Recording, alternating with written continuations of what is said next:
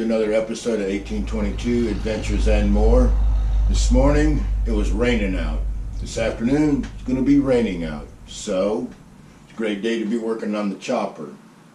What I'm going to do today is I'm going to take the gas tank off, I'm going to take the carburetors off, I'm going to take a quick look at them because there was nothing wrong with them when I parked this motorcycle. But now that it's sat for a little while, worst case scenario is with these carburetors is maybe now the O-rings might be a little dry, so they might leak. Maybe I'll have to get some new O-rings. Possibly the little needle valves in there, they might not want to go up and down like they're supposed to. But other than that, shouldn't be any problem. So I'm going to take them off, clean them, look at them, inspect them. And then after I fire it up, get it warmed up real good, then I'll put my vacuum gauges on the carburetors and then I will sync them so all four of them work in unison like they're supposed to. And then we'll move on to the next phase. But phase one, part one, well no, actually I guess this would be part two. Part two is I'm going to take the gas tank off. I am going to take the carburetors off and then we are going to look at what is inside them carburetors. And today the tools I will be using will be a 12mm socket on a long extension. I will be using two different screwdrivers, a flat one and a Phillips. And I'll be using a pair of 10mm wrenches, and I also will be using a 13mm wrench. So with that being said, let's get to work. Alright, first things first, we'll take the gas tank off. Always be careful. One slip of the wrench and you will have a nice scratch in somebody's tank if it's not your motorcycle.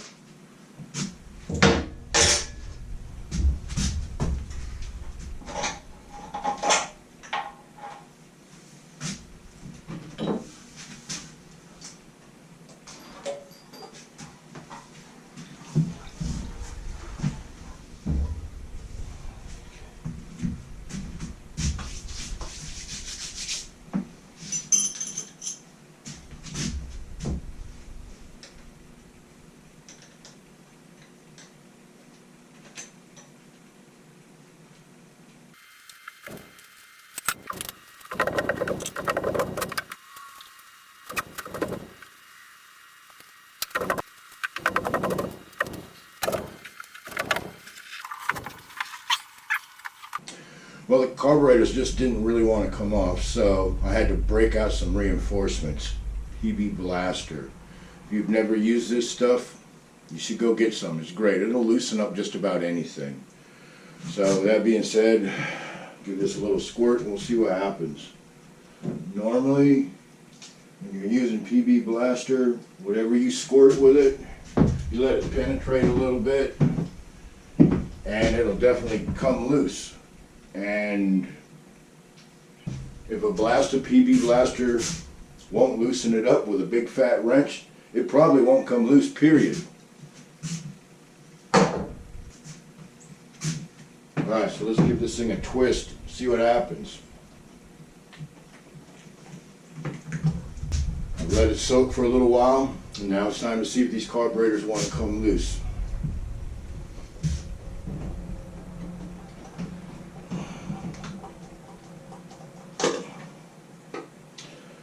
Okay.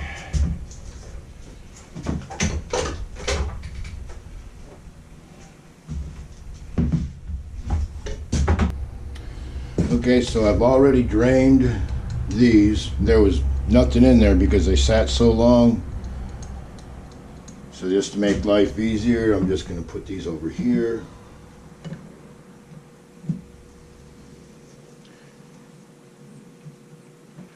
So what I'm going to be doing is any spare parts, I'm going to go ahead and put them in an air filter. And then that way, hopefully they won't get lost. And we'll just stick this under here. These are spring loaded. As you can see, you just pop that thing off. Give it a little tap. Wow, I'm pretty impressed. I haven't rode this thing in 2 years, and I always swear by using gas additives that fight alcohol gas. This is a good example of why you do that. This motorcycle is sat for 2 years. And just look how clean that is. Now granted, I drained the carburetors, but you're always going to have a little bit of leak by. And it looks like the spring still works. That's awesome. I'm going to just put this back on for right now. We'll pop the next one off.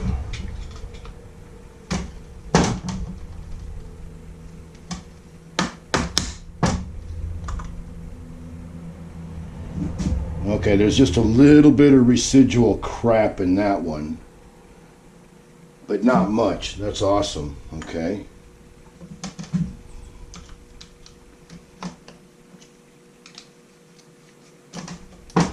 Always be careful when you're doing that. You can jab yourself if you're not paying attention. Look at that. Slick as a whistle. Just because. Looks like there might be a little bit of crap in that one too, but it's amazing to me to think that these carburetors are sat for 2 years now, and all I'm going to have to do is just spray them and then replace the needle valve. At least that's what it's looking like. That might work, right?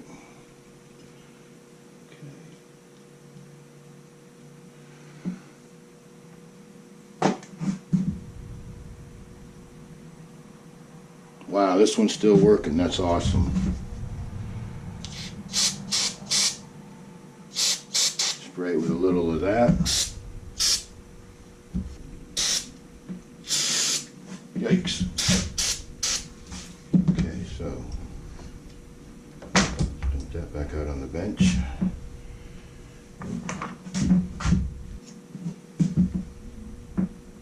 Huh. Unbelievable. Absolutely clean. I swear, if this is not a testament to using fuel cleaner, I don't know what is. The only other thing to check will, of course, be the actual needle on the slider. That may have a little bit of residue on there. That would be expected.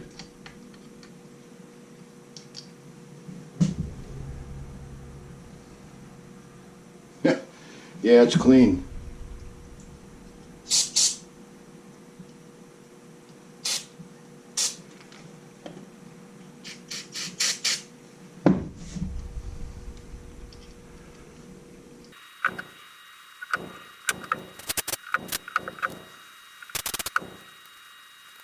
And as you can see, that slides right back in there like that. Don't you just love antique stuff? It is so easy to work on. I believe what I'll do is I'm going to clean all of these out, and then I'll come back and then I'll set the bowls, the float bowls, because they all need to be set the same. The bike was running good when I parked it. It's just that, truth be told,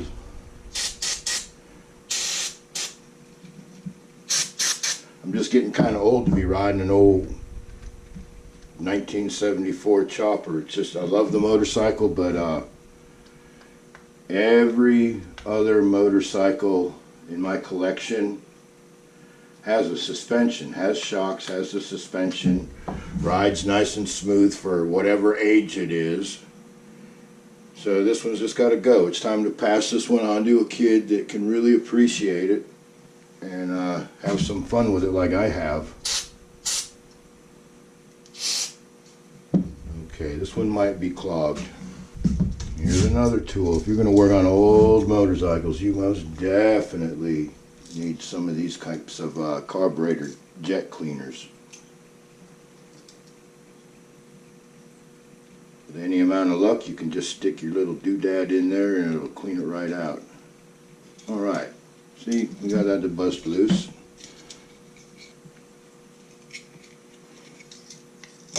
So now we know this is clean. So we'll put him back in there.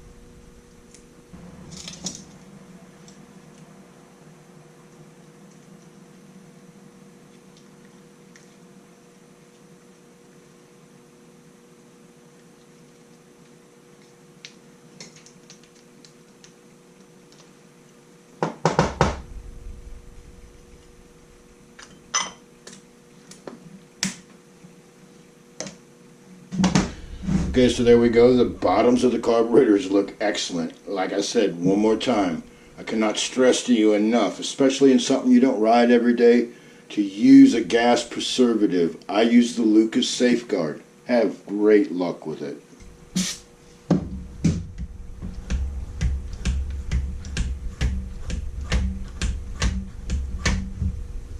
Okay, I think the thing to do now is for me to get in the book, look up the float bowl settings, because I honestly don't remember. I do believe it's about 21 millimeter, maybe more, maybe less. Honestly, don't remember. Got to look it up. But, you know, that's why we have books, right? Okay, I looked it up in the book real quick, and the correct setting for these float bowls is 25.5 millimeters, or like 1 inch.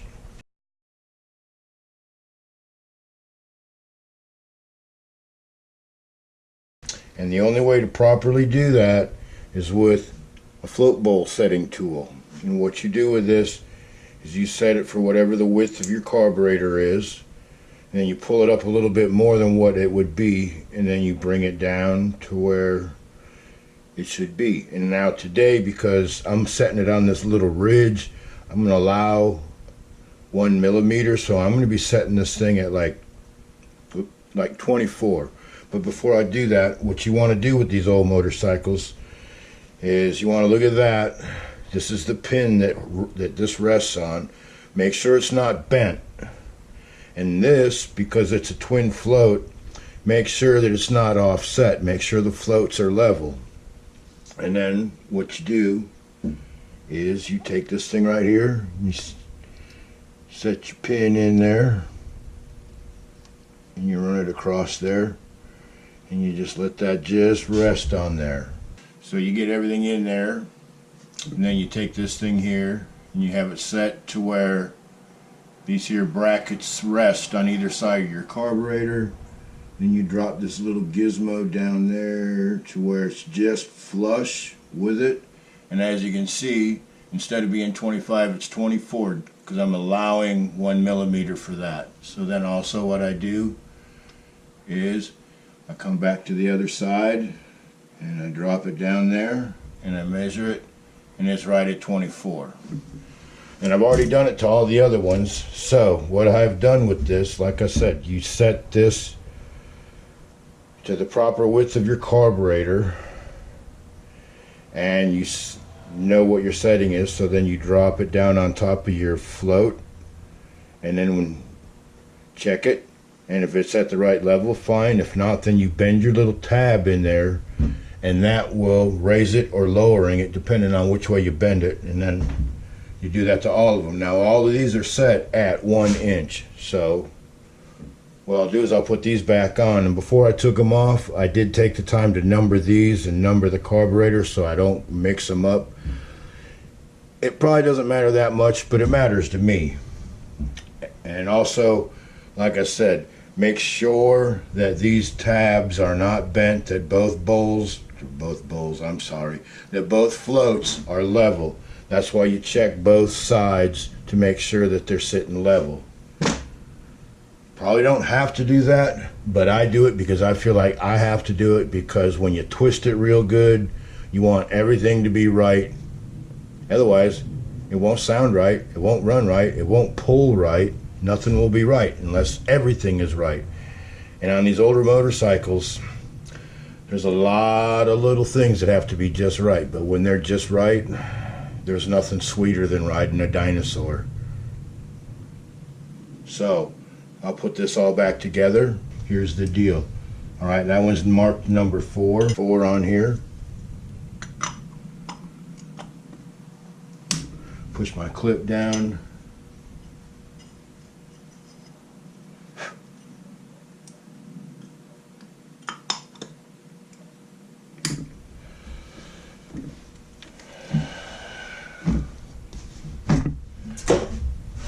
Okay, so now let's do this.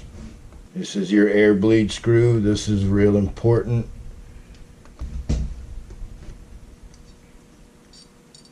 Okay, so you got to have a starting point. The manual says to pull this out about once. That's one full rotation. And if you're using a flat bladed screwdriver, I like to do it like this. Right? There's a half a turn, there's one turn. Okay, there's your half a turn, now there's one turn.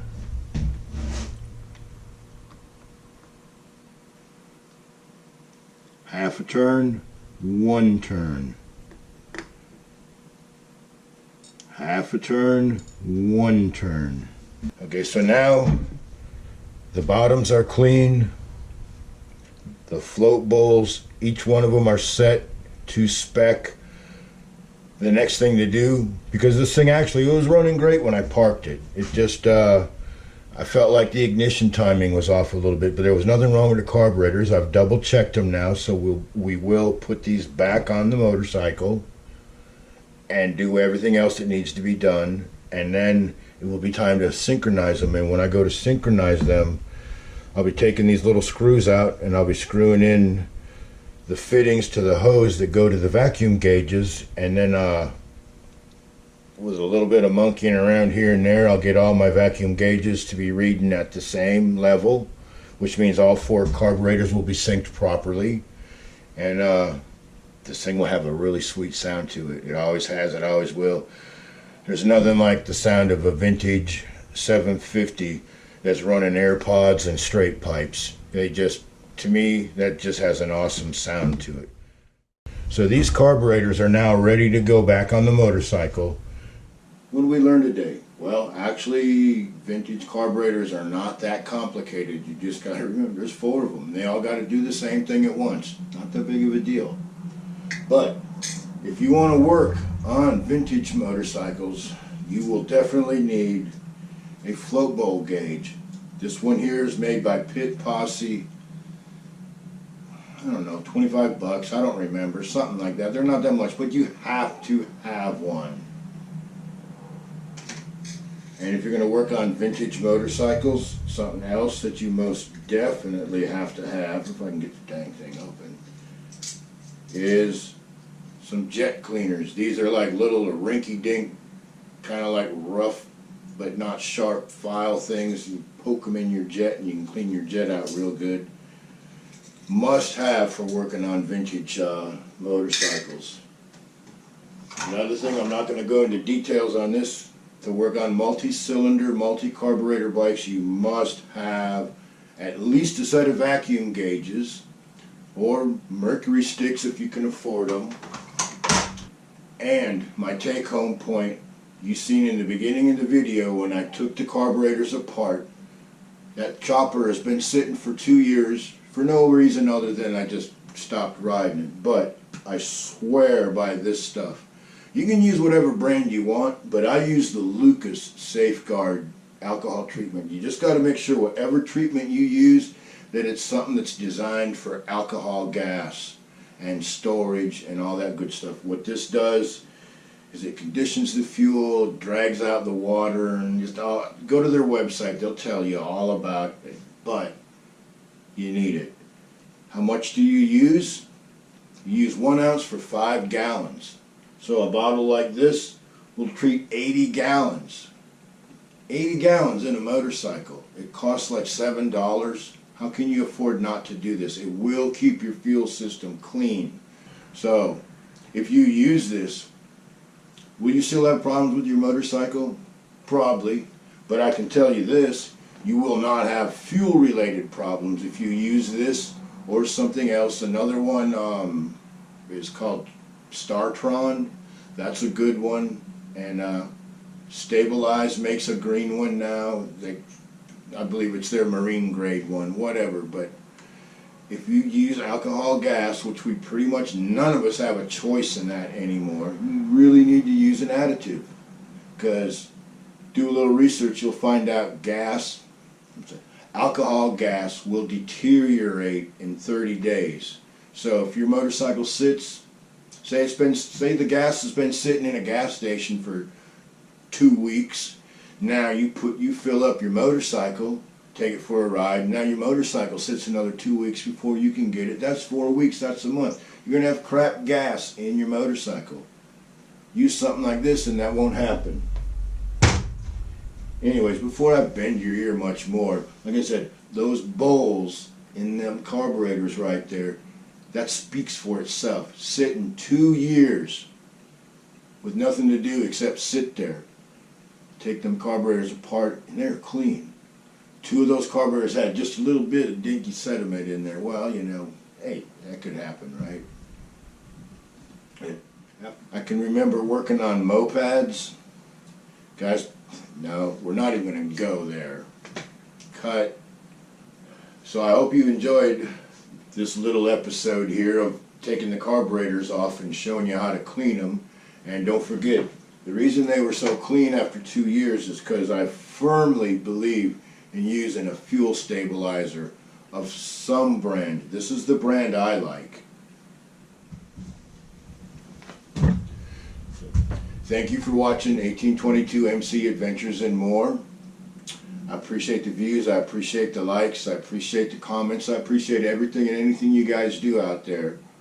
When you take time out of your day to see what I'm doing, it means a lot to me. So as time goes on, I'll be doing a little bit more to the dinosaur, and in the not too distant future, the dinosaur will be up and running back to its full glory, and it'll be for sale. So some of you young guys out there with aspirations of having a cool old chopper, this might be your chopper right here. Stay tuned, there'll be more.